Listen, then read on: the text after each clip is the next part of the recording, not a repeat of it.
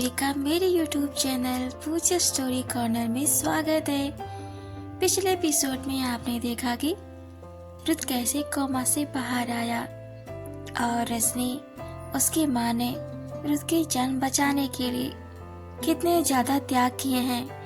इसी वजह से रुत रजनी से शादी करना चाहता है और उधर अहाना मालाएं बना लेती है और माखनलाल मार्केट की तरफ निकल जाता है। कहानी में आगे बढ़ने से पहले एक जरूरी सूचना, अगर आपको मेरी नॉवल अच्छी लग रही हो, पसंद आ रही हो, अगर आप पहली बार मेरे वीडियो पर आए हैं तो मेरे इस चैनल पूजा स्टोरी कॉर्नर को जरूर सब्सक्राइब करें, मुझे सपोर्ट करें, लाइक कमेंट शेयर भी करें। इससे मुझे मोटिवेशन मिलती है और भी कहानी और नॉवेल्स लिखने के लिए। अगर आज ये नॉवेल आप देख रहे हो तो आपको हो सकता है समझ ना आए। नॉवेल को अच्छी तरह से समझने के लिए, इस नॉवेल को अच्छी तरह से जानने के लिए आपको मेरे इस नॉवेल्स के पिछले सभी पार्ट को जरूर देखने की आवश्यकता है ताकि नॉवेल्स अच्छी तरह समझ सके। सो बढ़ते हैं बिना देरी किए अपनी novels when I first met तो नॉवेल्स में आगे सुनते हैं। अहाना अपने बच्चों के साथ सभी फूलों की सुंदर मालाएं बनाकर तैयार कर लेती है। माखनलाल उन मालाओं को समेटता है और पैक करता है। माखनलाल मालाओं को शॉप पर ले जाने बेचने के लिए तैयार हो जाता है।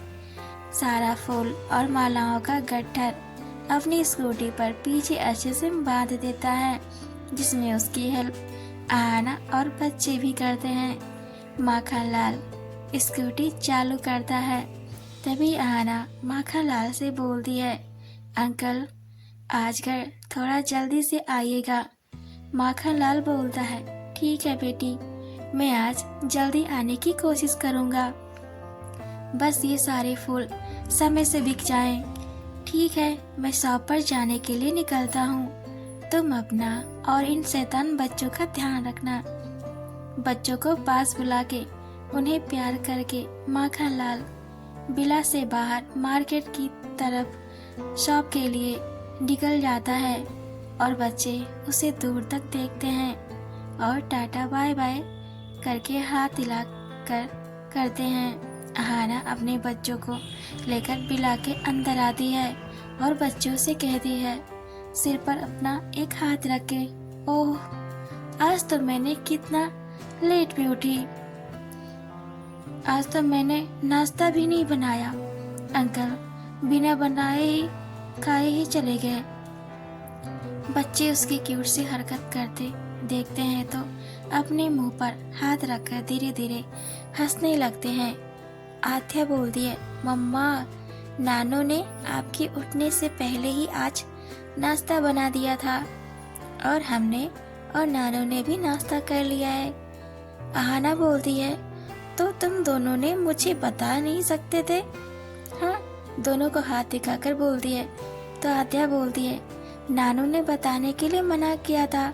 फिर बोलती है, लीजिए मम्मा। फिर दोनों बच्चे जोर जोर से हंसने लगते हैं। फिर इतना कहकर दोनों भागते हैं। अहाना उन्हें पकड़ने के लिए दौड़ती है। आरों से ज्यादा आध्या बहुत ज्यादा शैतान होती है। उधर रुत रजनी को अपने रूम से बाहर निकाल देता है। रुत बालकनी में जाता है और सुबह की खूबसूरती का नजारा लेता है। रजनी उसके लिए उसकी मनपसंद कॉफी लाती है। रुत रजनी से अपने पास बैठने के लिए बोलता है। रजनी खुश हो जाती है। रुत बोलता है, रजनी ये शादी में बस तुम्हारी माँ और तुम्हारी खुशी के लिए कर रहा हूँ, प्लीज मुझसे कोई किसी तरह की उम्मीद मत रखना, तुमको किसी तरह की कमी कभी नहीं रखूँगा, बस जो मेरी प्राइवेट चीज़ें हैं उनसे थोड़ा दूर रहना, लोगों के र्यूमर पर ध्यान मत देना। रजनी बोलती है, अर्जुन क्या मैं सिर्फ आपकी पत्नी बनकर रह जाऊंगी? क्या आप मुझे प्यार कभी नहीं देंगे? रुद्र बोलता है, देखो तुम्हारे एहसान का बदला चुका रहा हूँ। तुमसे शादी करके बस तुमसे क्या मुझे किसी पर भी प्यार नहीं आता है। बस एकांत में खाली जगह पर बैठना अच्छा लगता है। तुम तो मुझे अच्छे से जानती हो, फिर भी ये सवाल। सुनो रजनी, तुम बहुत खास हो मेरे लिए। तुम्हारे हाथ की कॉफ़ी मुझे बहुत ज़्यादा पसंद है। हर सुबह बस तुम्हारे हाथ की कॉफ़ी मिल जाए और बस ये नेचर जिंदगी में ताजगी आ जाती है। रजनी की आंखें नम हो जाती हैं, जिसको रुद्र देख लेता है और बोलता है, तुम समझने की कोशिश क्यों नहीं करती? मैं तुम्हें सम्मान की जगह दे रहा हूँ। प्यार होने में वक्त लगता है और अगर शादी के बाद तुमसे प्यार होगा ये मुझे नहीं पता। रजनी बोलती है, ठीक है, जब आपको मुझसे प्यार हो तभी आप मुझसे शादी करें। आपको मेरी किए का एहसान इस तरह मुझसे शादी करके चुकाने की ज़रूरत बिल्कुल भी नहीं है। रजनी रोते हुए उठ के आने लगती है तो रुद्र उसे पकड़ लेता है और उसे गले लगा लेता है और बोलता है, सॉरी, तुम्हारा दिल दुखाने का मेरा मोटिव बिल्कुल भी नहीं था। रजनी पहली बार रुद्र की बाहों में होती है। उसे ऐसा महसूस होता है जैसे उसे दुनिया की सारी खुशियाँ मिल गई हो। रुद्र अपने रफ हाथों से रजनी की प्यारी आंखों से निकलते हुए आंसू को अपने हाथ में लेता है और बोलता है, तुम्हारे आंसू बहुत अनमोल है रजनी। तुमने मुझे नई जिंदगी दी। प्लीज़ आगे से मत रोना। मैं तुम्हें रोते हुए नहीं देख सकता हूँ। और हाँ, जिद करना अच्छी नहीं है। आखिर में तुम मेरी प्यारी सी छोटी सी गुड़िया हो ना। तुम तो ठीक से मेरे कंधे तक नहीं आती हो। शादी में तुम्हारे लिए बांस के सैंडल मंगवाऊंगा। हरिया काका गांव में जो मछली पकड़ते वक्त पानी में जाने के लिए पहनते हैं। रजनी हंसने लगती है, बोलती है, बस करो, मेरी और कितनी टांग खिंचाई करोगे? रुद्र बोलता है, क्यों? जब मैं मेरी होने वाली धर्मपत्नी से मजाक भी नहीं कर सकता क्या? रजनी रुद्र के बाहों में हंस भी रही होती है और शर्मा भी रही होती है। रजनी रुद्र की बाहों से अलग होकर कहती है, अब मुझे जाना है, माँ मेरा इंतजार कर रही है नीचे। रुद्र बोलता है, ठीक है, जाओ, मुझे भी आज एक विदेशी क्लाइंट के साथ मीटिंग करनी है। रुद्र रजनी की तोते जैसी नाक को अपने हाथों से प्यार से दबाकर वॉशरूम में चला जाता है। रजनी एक क्यूट मोमेंट से खुश हो जाती है और आहें भरने लगती है। फिर उछलते हुए नीचे चली जाती है। उसकी माँ रजनी को इतना खुश देखकर मुस्कुराने लगती है। रजनी से बोलती हैं, अच्छा इधर आ तो। क्या बात है, बहुत ब्लश कर रही है। और देखती हैं रजनी की नाक रेड हो गई होती है। बोलती हैं, ये कैसे हुआ? गिर गई थी क्या? और कहीं तो लगी नहीं? और रजनी को गोल गोल चारों तरफ घुमाने लगती हैं, देखने के लिए कभी रजनी को चोट तो नहीं लगी। पर रजनी तो रुद्र के ख्यालों में गुम होती है। उसे पता ही नहीं होता है कि उसकी माँ क्या कर रही है। रजनी की माँ फिर से जब रजनी की नाक पकड़ती है तो रजनी चीख उठती है, माँ छोड़ो, दर्द हो रहा है मुझे। दर्द से उसका गोरा चेहरा लाल हो जाता है। रजनी को सोफे पर बैठाकर बोलती है, माँ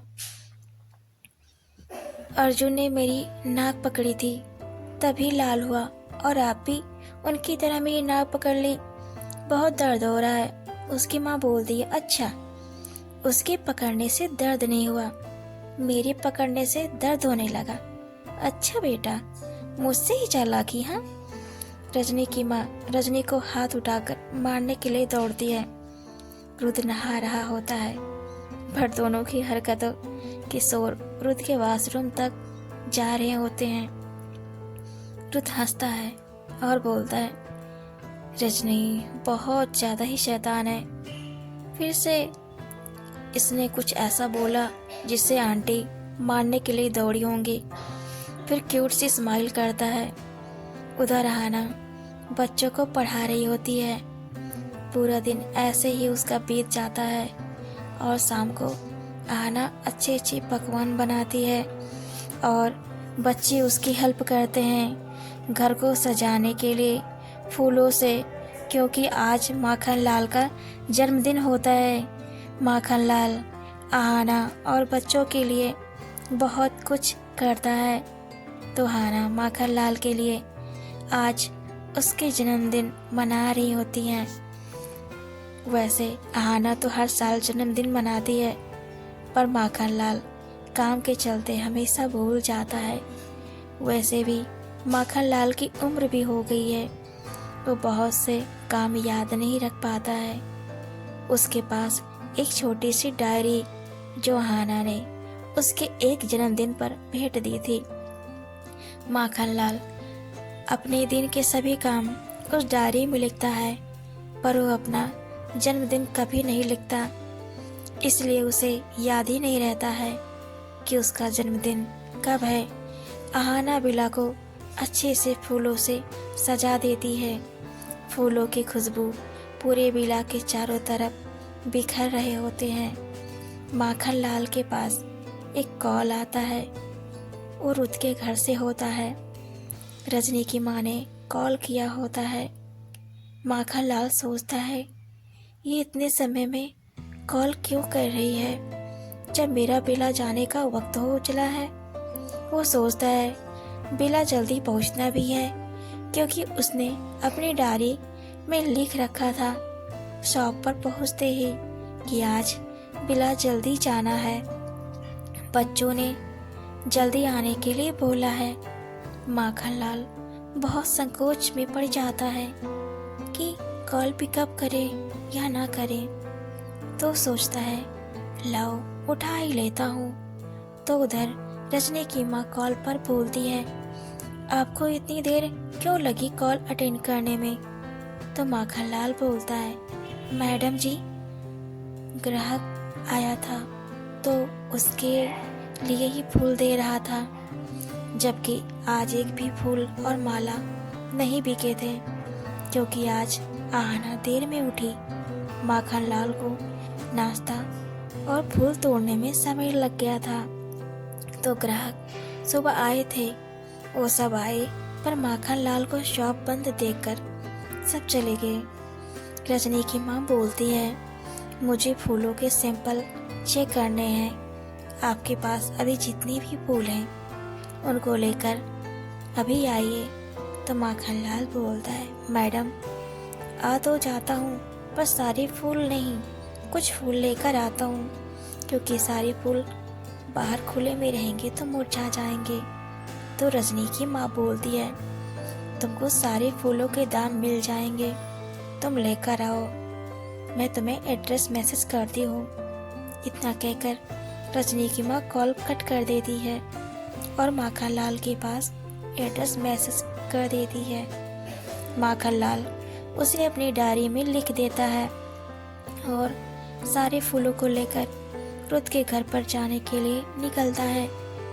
उधर रुद विदेशी क्लाइंट को खुश करने के लिए अपने होटल में लेकर जाता है, जहाँ पर रुद ने बहुत बड़ा वार बनवाया होता है, जहाँ पर हर देश की लड़कियाँ रुद के बार में वेट्रेस का काम करती हैं।